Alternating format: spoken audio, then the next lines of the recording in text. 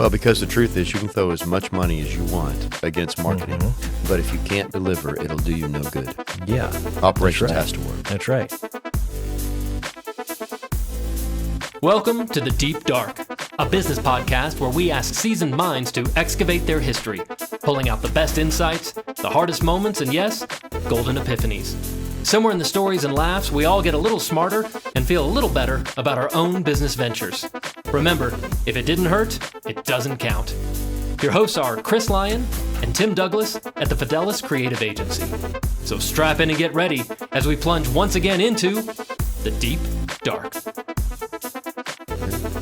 On this episode of The Deep Dark, we're going to roundtable it again with Mark and Tim. And in this episode, we dive into the business of making smart marketing decisions.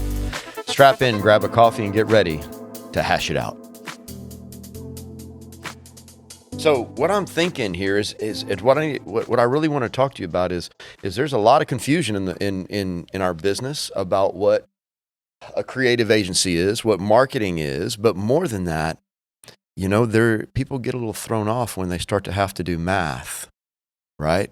But as we talk about that, you know, I kind of want to talk about the thinking and where we go. But let's start out at the beginning of the story. How do we make good marketing decisions? Just jump right on in. Well, for frame of reference, Uh-huh. I had a conversation with a guy this morning. He runs a gym, and so it always helps me to have a recent example in my brain. Sure. And helps me to talk. So, this guy, very young entrepreneur, he runs I think it's a CrossFit gym, and they've been doing it for probably 3-4 years. And he did not say this explicitly, but you could kind of tell the question on the table was, am I even ready to hire an agency? So I thought that was kind of how the conversation was swirling. And you said maybe or maybe not. I said maybe or maybe not. I said, honestly, it may not be right for you. Which we tell a lot of clients. We tell a lot of clients. Do no harm. Yeah, that's right. Do no harm. I mean, the way I described it was, well, what we're looking for, where we find our sweet spot is for clients that are already doing business. They're doing at least $1 million a year, probably $2 million, up to 50. Honestly, up to 100 million is fine. What we're really looking for, we're industry agnostic. That's what he was asking is, do you do gyms? I said, Yeah, well, we're do you niche industry. out? Yeah, Yeah. do we niche out? Are we just in oil or just in construction? I said, Software. no. Yeah, we actually have a really wide portfolio of client types. What we're looking for is a mentality. We're looking for somebody who is in the aggressive growth stage, where they have their operations figured out. They have their administration figured out. They have staff. Typically, they express it in something like, we need more invoices, or we need more phone calls, or we need more forms, or Right. we want to launch. We have one client that they want to launch 2 more locations in the next year. So, can you just more business because we are growing? We got everything else figured out. Well, like, that's Right. great. So, you know, it may not be a good fit if you don't have everything else figured out. If you're kind of stuck with, I don't know who my leadership team is, or I don't know who my customer really is. Well, or, because the truth is, you can throw as much money as you want against marketing, but if you can't deliver, it'll do you no good. yeah, Operations right. has to work. that's right. Yeah. I asked this guy this morning about, well, what if we doubled your count? He said I couldn't handle Members? it. Your Member count? members. Yeah. He said I couldn't handle it. We're too small. Our building is too small. I said, well, solve your building problem first before you cause other kinds of problems. Sure.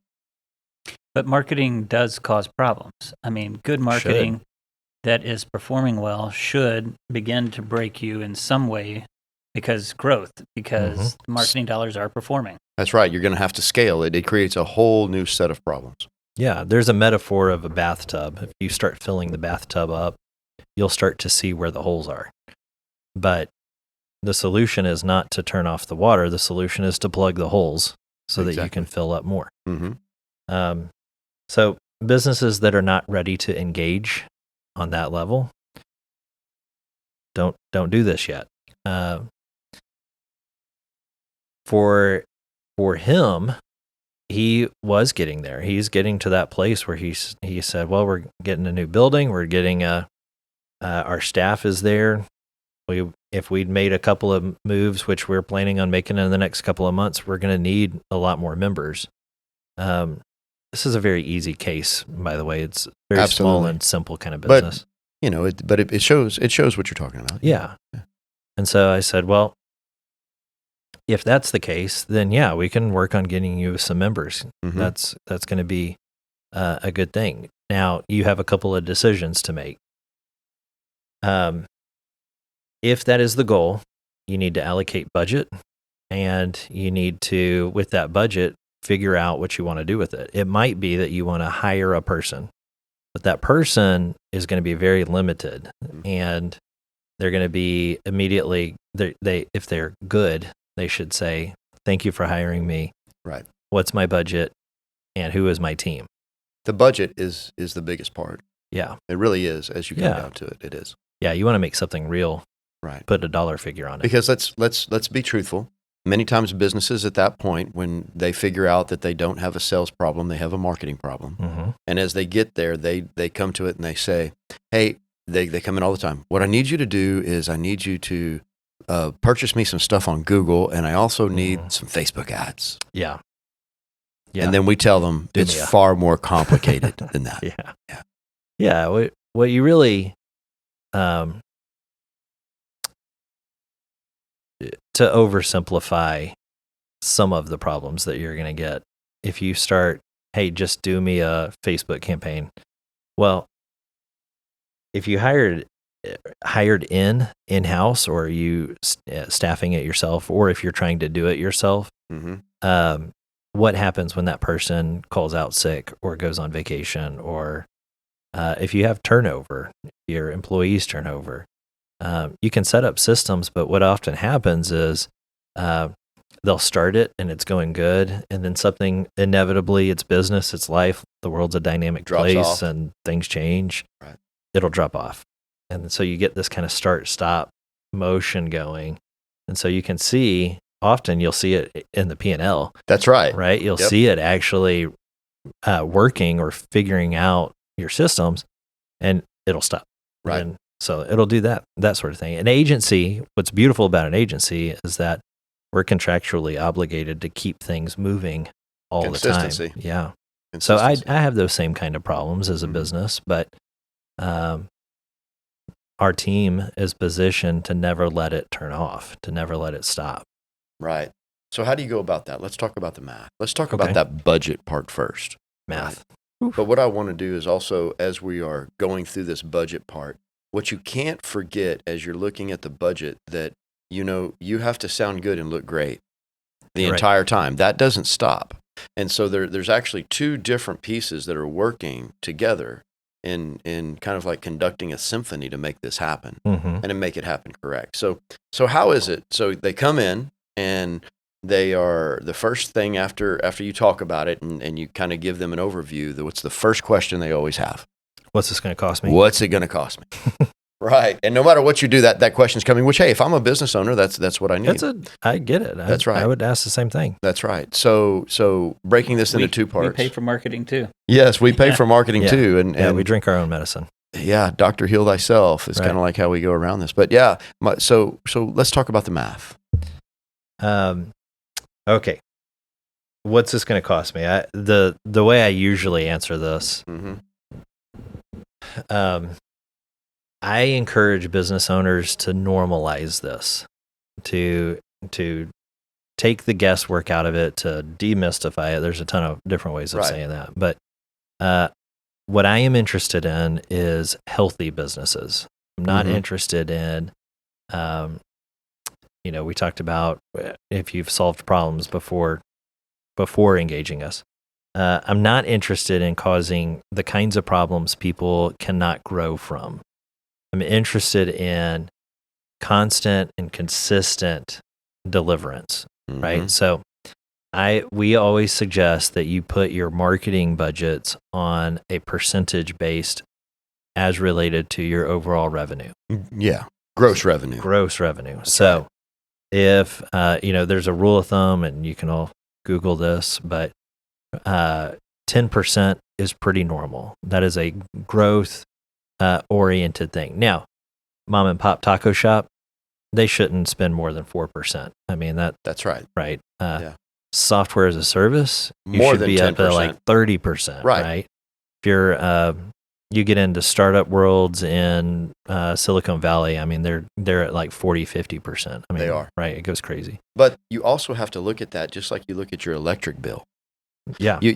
So when you say normalizing it, though, this is not a cost that you can get around and still be able to operate. Right. So you have to take that into consideration. Getting through the noise at 3, 4, 5, 10% is necessary if you're going to stay in business. Yeah. Yeah. So that's how we suggest people go about it, is to work with your bookkeeping and your CFO and work with your team to say, okay, this quarter and year we are going to allocate 10%. Now you have money, and now you have some responsibility. What do you do with that money? Right. That's where you start having the really good conversations. You say, well, we could hire a person, or we could hire a team. Right. We could go out and just throw it at Google, if that's the play. We could go do some really creative things, but we need it to actually perform. That's right. And, so as you come to that and you're having that conversation, and we've settled and we say, hey, here's a percentage. This is what the budget will be. What also needs to be understood is that money that's going out there is not going to be some wizardry, magic that is going to happen tomorrow night. Yeah. Right? Yeah. I mean, we actually have a core value that says never trust a wizard. Right. Right. There's always a little guy with a bald head pulling levers behind a curtain in order to give himself a big head. That's right. Right. Well, and the other part, so let me switch gears back to the business part. Before you can even start that marketing piece, before you can there's something that has to be in place, right? So how many times do people come to us and they haven't taken care of their cornerstone, which is their brand, before they go to marketing? Right. They figure that somehow it's going to work, even though magic. Yeah. Yeah, it's not. Sure. So what about that? What is the expectation? So we always say marketing is the strategy and tactics of asking the girl out, but branding is why she says yes. So you can go ask a lot of people for a lot of dates, and you may find that you get declined frequently, at which point we're going to start evaluating, well, do you look right and sound great?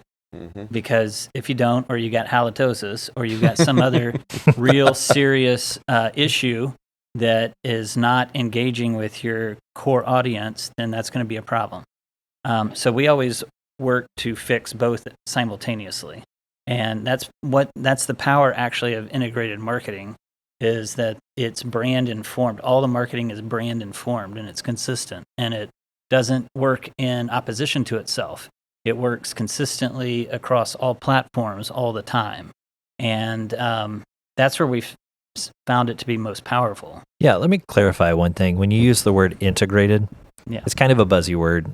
There's not really a better one that we found in the English language, but when we're talking about integrated... In Portuguese, yeah, for sure we do. There's Portuguese has this one beautiful word, but it doesn't translate. Yeah, nobody would get it. But a lot of people will talk about it as, well, it means that our team is integrated with your team, and that's not what we're talking about.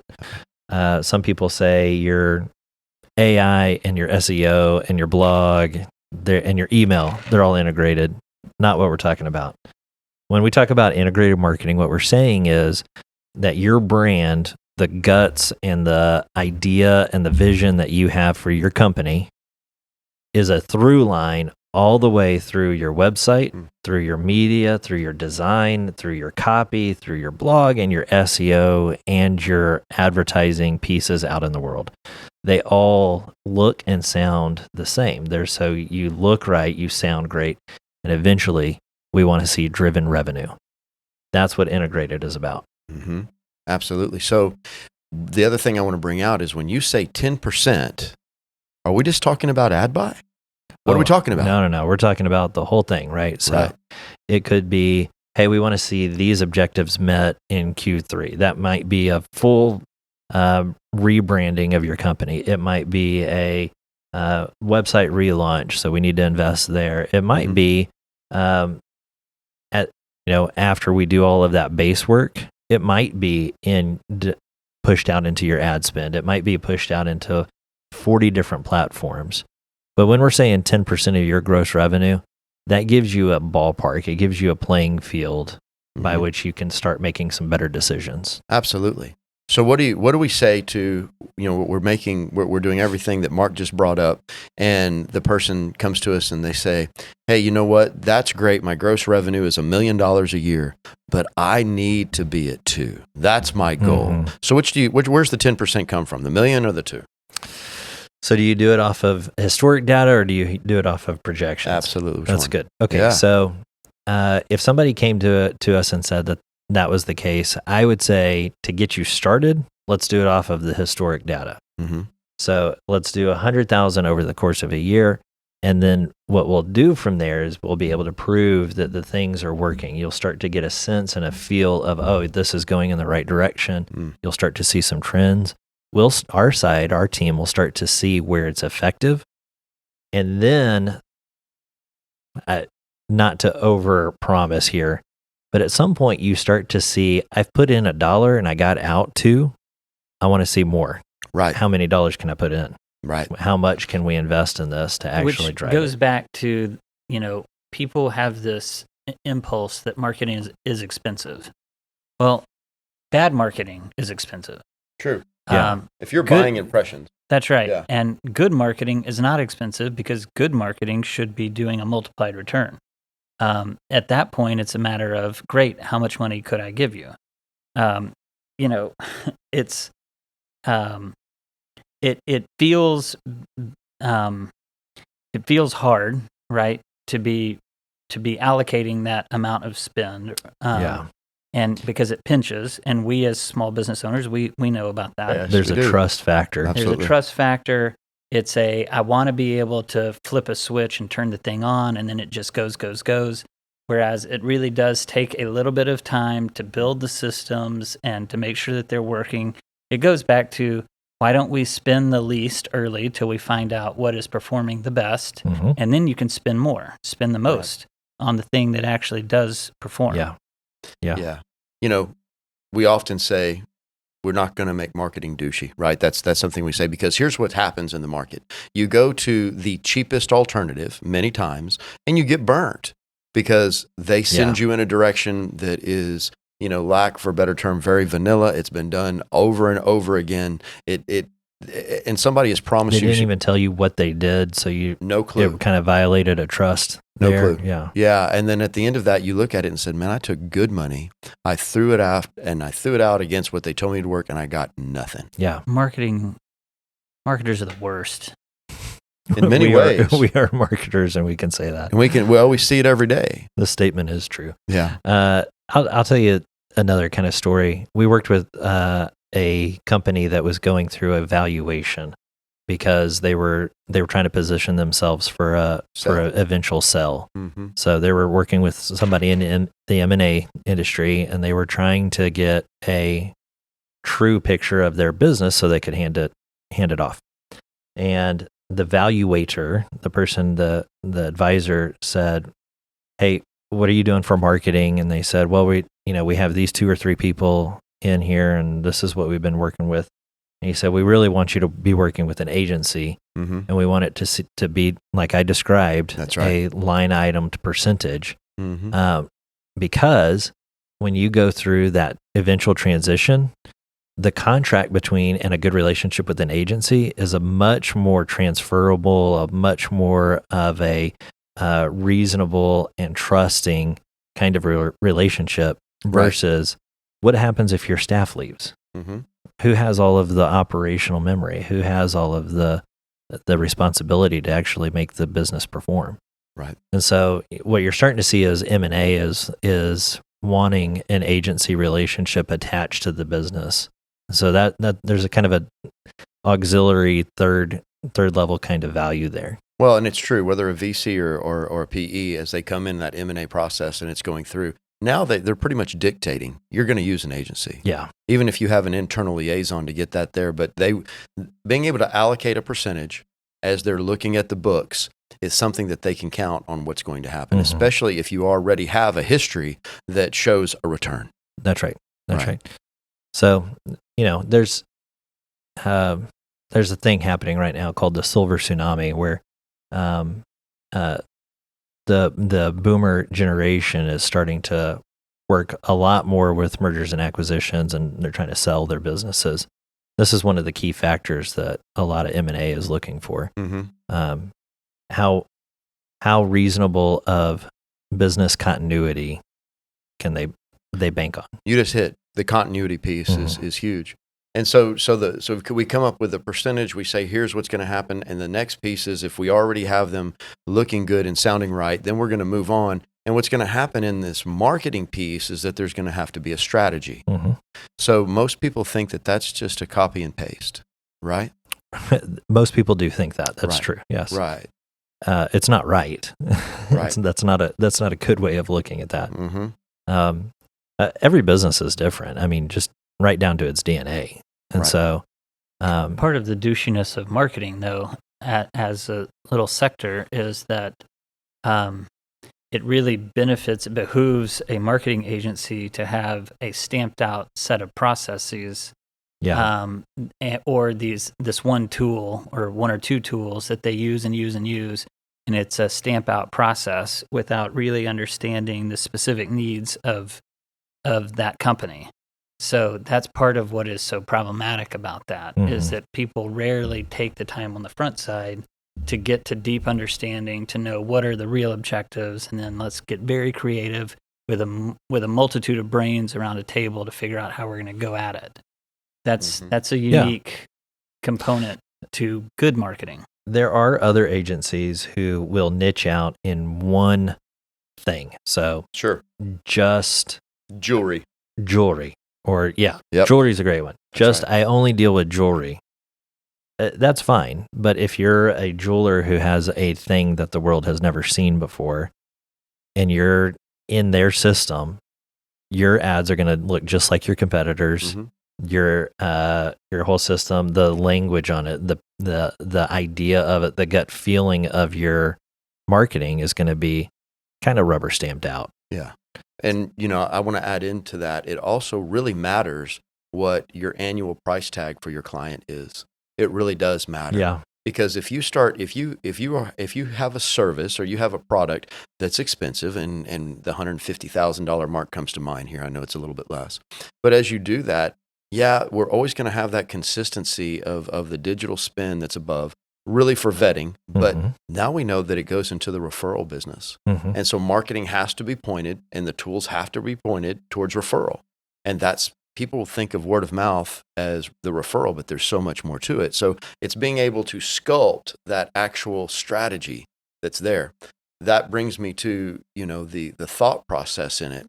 The other part of marketing that people don't realize is that a marketing company, and I'm going to go back to Mark in a minute, is very much consultative as you go through bit by bit. So if you think that this is going to be a plug and play and that you're going to be able to leave it alone, kind of like making an investment in the stock market and don't come back for 20 years, which I wouldn't advise that either. But as that happens, you have to be ready that you're probably going to pay for those consultations. Right? I mean, that's a big part of it. Right. Time is money. And to that end, one of the best ways that you could pick an agency is you want to be able to have a good rapport. Really, it comes down to what is this relationship like? That is the big factor. Can you work together? Right. Because at the end of it all, this is work, and it does it does.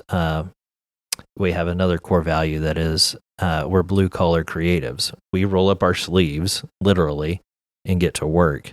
It's never going to be this will work for 10 of our clients at the same time. It's going to be, what are you dealing with? What are you facing? Mm-hmm. To go really broad, imagine restaurants.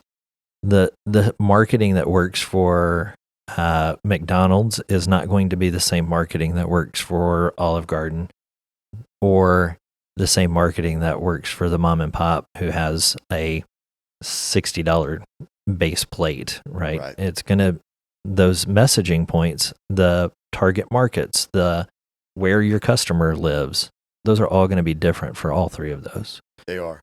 So, somebody says I can do all of it. I am restaurants. I just get really wary of that. Right. Like, and not you really. can tell in the marketing when you see it. It's copy and paste. It is, and you see it. But then there's the other piece. So one of the things you have to think about when you're looking at your marketing budget, and this, really, really is a big one, is that if you did not do your due diligence in the beginning, there's a good chance you're going to get bit. And let me give you an example. Okay. Mark is working right now real close with a client, and they did not realize that someone else held the same name that they held. And by the way, it wasn't even in the same state, right? Yeah. And so as that happened, that's how they came to us. That's how they came to us. Right. Right. So that's not a fault. That's not a problem. But that's why you hire somebody to make sure that what you do is unique, right? Yeah. And when I say hire, you're gonna have to be prepared for that, to make sure that happens. How did that process go, Mark? Great. We met that client at a trough, at a real low point, because everything about his brand was so personal, and he felt like he was in a crisis moment and couldn't move forward.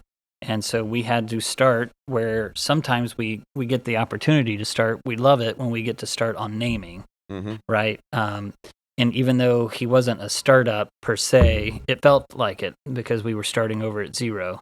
But yeah, naming, design, copy, website, Logos. Media, logo, the whole thing. That's a lot of fun because we've been with him since the beginning, now that he's moving into marketing, it's just very exciting to be able to think, hey, the sky's the limit, and we got to have some part in it from inception.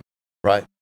And it goes that way. And one of the big things that the business owner needs to really realize when they're making that spend is that there is a difference between brand and logo. Those are not synonymous. And so to do it right, to build it, it's kind of like building a house. You have to start with the foundation. You need to make sure the plumbing's in the foundation before you even throw the stick up, right? Right. And that's part of that business spend that you have to realize. You have to cornerstone it right in the beginning. Well, good design and brand development now is just table stakes. Everybody has to look pretty fantastic in the market, no matter what your market is or really how small you are. It's just that we're in 2023 and everybody can distinguish between, that looks great. We've just come to expect it all looks great. And if you don't, then it's very glaring. Right. And like I said, that's the cost of doing business now. So we're back to the referral piece, because I don't want to spend too much time on digital marketing. It's a very complicated issue on how you go about doing that and doing it correctly. But in that referral piece, what you have to realize is in that cornerstone that we're talking about building, those table stakes, is that someone is vetting you all the time. And trust, it was so funny because when we were working with one client not too long ago, and we found around here that in the shop, we found it's really great to take our young talent and let them look at the current website and tell us what's the trust factor. Yeah. Because many times you're speaking to, and they immediately would trust A, but not B. And it all had to do with how much they put into the build.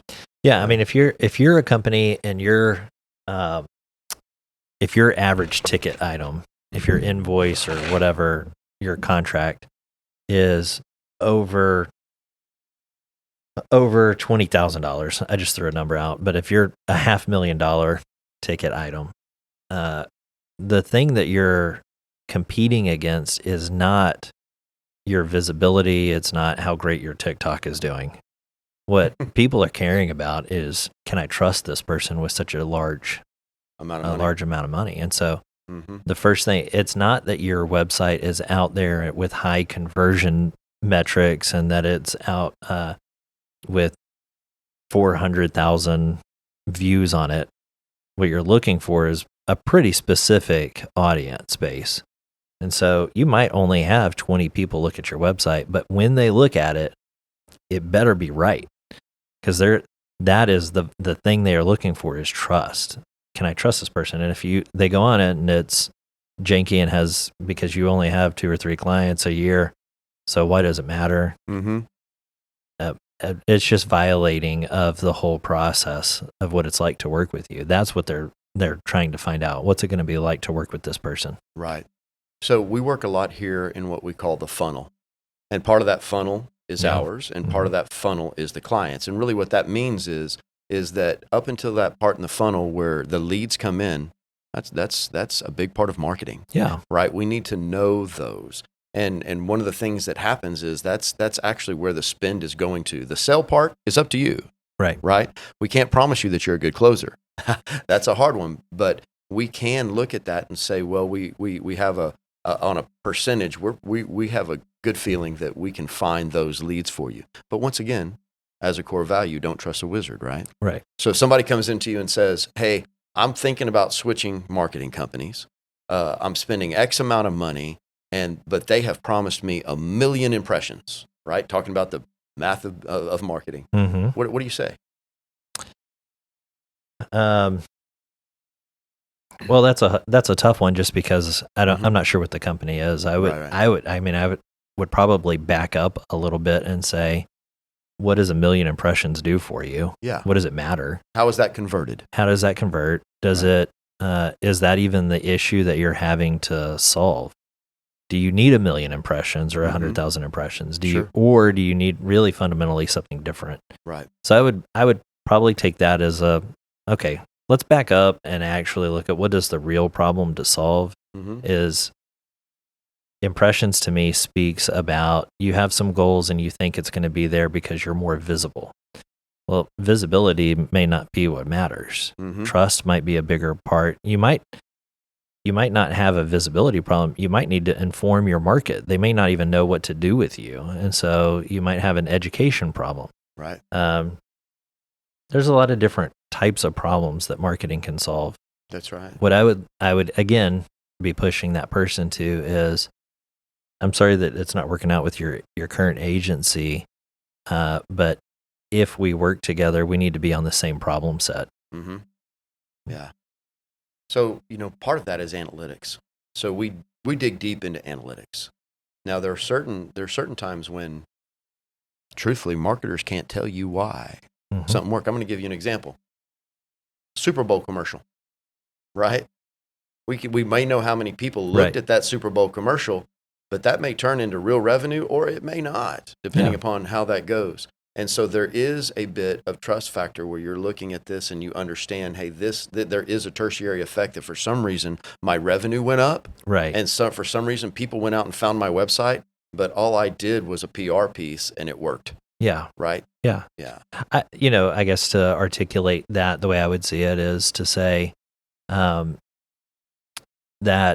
there is a little bit of science in this. And so we look for people who are analytical to work with on our team. There is an element of that. There's also an element of artistry. Mm-hmm. Getting good at our craft is a thing that we practice time, and as the years go on, we have gotten significantly better than, for instance, when we started the business. Right. And then the third thing I would say that is at play there is caring, like actually caring about the businesses that we have in our client roster. Mm-hmm. When we step into that account, we're carrying it as if it is our own business. And so the ability, maybe that Super Bowl commercial performed, what are we going to do next quarter? What are we going to do the next year? And so there is, in the analytics and in the data, there are stories that are told, but we want all of those stories to be good decision-making data points. So what are we doing again? Again and again, right? Yeah. Because it is. You're going to campaign your way through it. So, but that also leads to the fact that today in marketing, many people like to carbon copy the strategies and the costs and everything else in between. What's a B2C? I'm selling T-shirts, or I have customized software, and the difference on how those spends go. Right.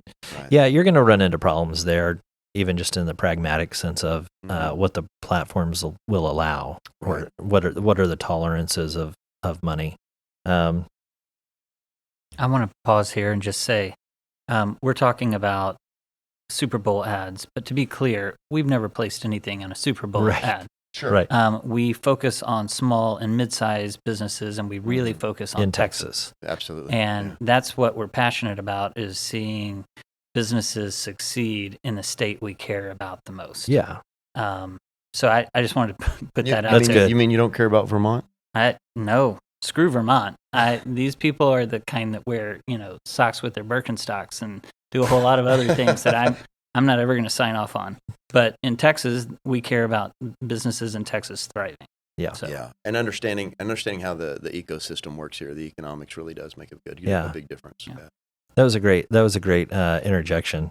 Yeah. I don't really remember where we were headed in that conversation. Well, we were talking. I don't know. I probably blew it up now. Well, no, it's all good. Actually, it's great, because what I'm trying to bring us to the end here is that there is a fair amount of trust that goes into the business of marketing, and that when you're choosing someone, you need to choose someone that is not only versed, but also understands the difference in markets, but also understands where they're at. Because truthfully, it is a lot easier to market local.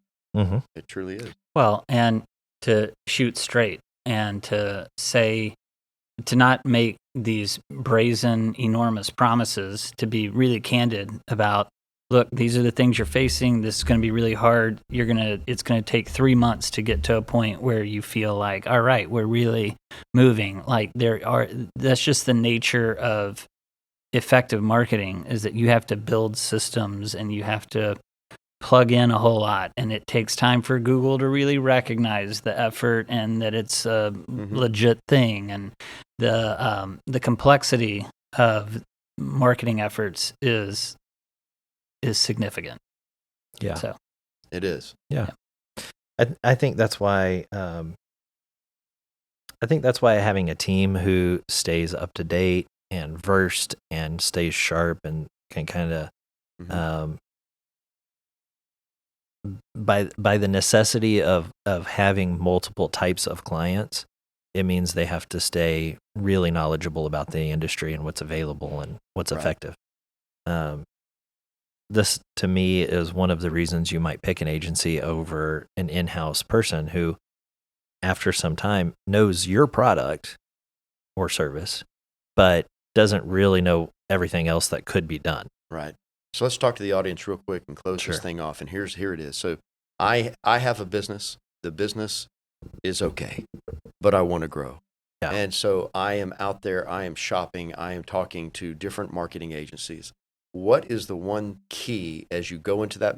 For me, as coming in as the business owner, what's the one key that says, hey, these guys asked the right question. This team asked the right question. What is that question that nobody wants to answer, but is really pivotal?